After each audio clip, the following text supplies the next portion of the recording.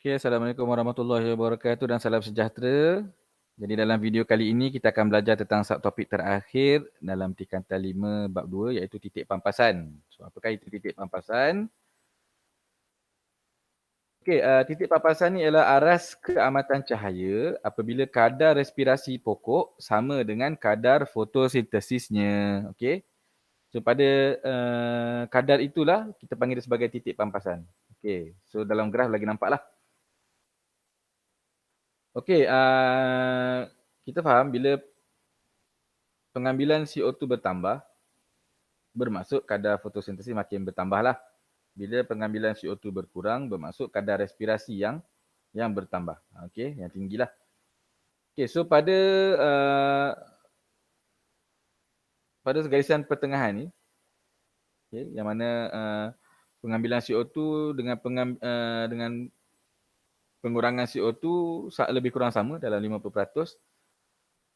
So titik di mana graf itu bertembung adalah titik pampasan bagi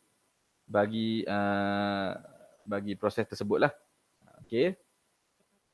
So pada ketika ini, pada kadar ini, kadar fotosintesis yang berlaku pada pokok tersebut adalah sama dengan kadar respirasi. Okey. Bermaksud glukosa yang dihasilkan daripada proses fotosintesis yang kita belajar sebelum ni, proses yang tidak bersandarkan cahaya itu telah habis digunakan. Okey.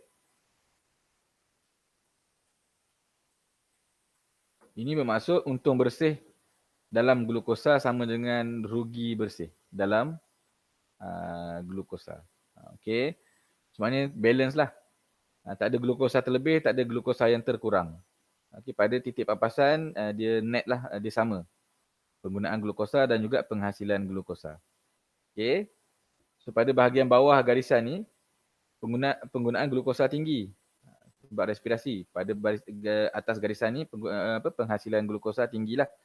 Kerana fotosintesis meningkat. So, pada titik papasan ni, penggunaan dan penghasilan glukosa adalah sama. Okay, boleh faham? Boleh kot. Perbandingan di antara fotosintesis dan juga respirasi dalam tumbuhan. So tumbuhan menjalankan kedua-dua proses ni. Dia berespirasi, dia juga menjalankan fotosintesis. Okey.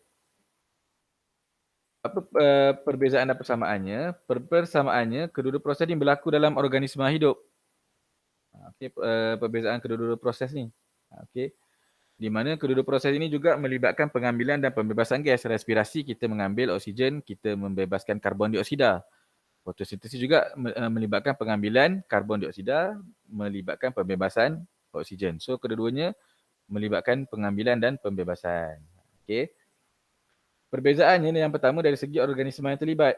Fotosintesis hanya berlaku pada tumbuhan hijau dan bakteria fotosintetik. Tidak akan berlaku pada manusia, tapi respirasi berlaku dalam semua organisma hidup. Jenis sel yang terlibat, fotosintesis hanya berlaku dekat sel yang ada klorofil. Manakala respirasi berlaku dalam semua sel termasuk sel yang ada klorofil. Okey. Metabolisme ni kita dah belajar tingkatan 4. Okey, fotosintesis proses anabolisme iaitu kita mencipta sesuatu, mensintesis glukosa lah. Manakala respirasi kita katabolisme, kita pecahkan glukosa tu untuk dapatkan tenaga. Okey. Tempat berlaku fotosintesis dekat kloroplas, respirasi biasa dekat mitokondria. Okay, bahan tindak balas pun berbeza. Okay, fotosintesis memerlukan karbon dioksida dan juga air, manakala respirasi memerlukan oksigen dan glukosa. So, hasil pun berlainan lah. So, kalau tadi respirasi pakai glukosa, tapi untuk fotosintesis, hasilnya adalah glukosa.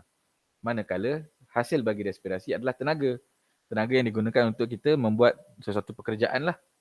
Okay. Hasil sampingan adalah oksigen dan juga air untuk fotosintesis, manakala untuk respirasi adalah karbon dioksida dan juga air. Okay.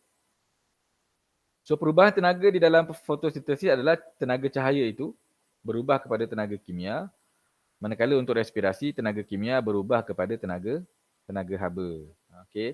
Dan fotosintesis memerlukan cahaya, manakala respirasi tak perlukan cahaya. Kita duduk dalam gelap pun kita akan berespirasi lah. Okay. Cikgu harap semua jelas tentang perbezaan dan persamaan kedua-dua proses ini. So, jika dah jelas, maka tamatlah bab 2 kita untuk topik biologi tingkatan 5. Dan sebarang pertanyaan boleh tanya cikgu lah. Okay, kita akan jumpa lagi dalam bab 3 nanti insya-Allah. Assalamualaikum warahmatullahi wabarakatuh.